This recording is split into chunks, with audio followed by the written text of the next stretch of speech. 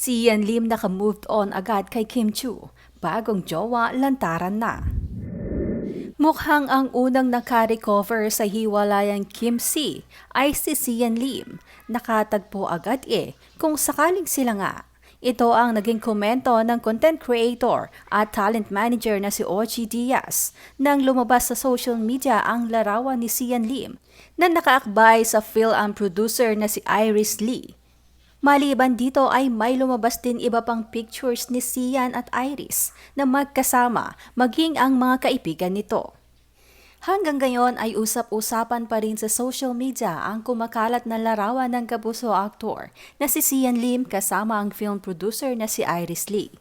Isang Facebook page kasi ang nagbahagi ng mga larawan ng aktor kung saan makikitang nakaakbay pa ito sa film producer at nakahawak rin ito sa kamay ng aktor. Matapos kang mag-viral sa social media ang nasabing larawan mula sa Watanabe Riding Development, maraming fans ng Kapamilya TV host actress na si Kim Chu ang hindi mapigilang manggigil. Matatandang si Kim ang ex-girlfriend ni Sian at tumagal ang kanilang relasyon ng 12 taon. Last quarter ng 2023 nang umugong ang balitang hiwalay na ang dalawa at may ilang netizens na nagsasabing may third party sa naging hiwalayan ng Kim C.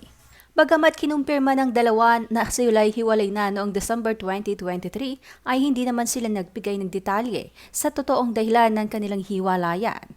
At base nga sa mga comments ng mga netizens, ay tila umano tama ang kanilang hinala na may kinalaman ang film producer sa hiwalayang Kim C.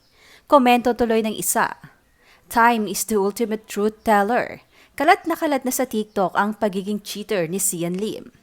Komento naman ng isa, "Ito lang ang betrayal na somehow nasaktan ako para kay Kim. Pero mas natuwa ako dahil nakawala na siya kay Sian."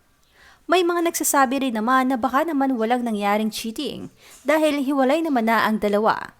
Ayon sa isa, wala atang cheating na naganap, diba? Base sa kwento, it seems Sian doesn't have any plan for them na magpakasal ganon, so Kim just ended it.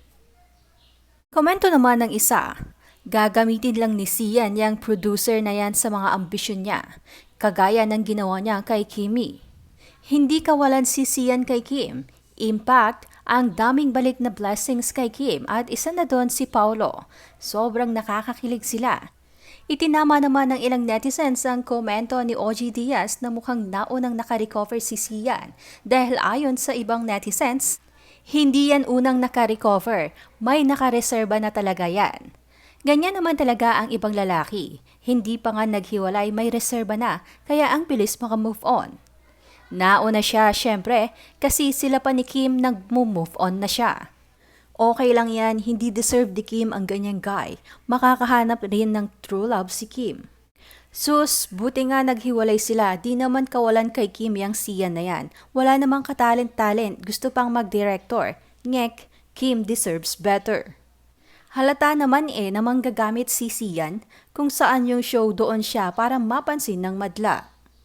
Mas mabilis talagang makamove on ang lalaki, lalo na't may nakita silang ipalit sa girl. Base lang yan sa experience ko. Yung ikaw hirap na hirap pero siya masaya na sa iba, pero kapag di mag-work yung bago niya biglang babalik sa'yo. Akala naman may babalikan pa.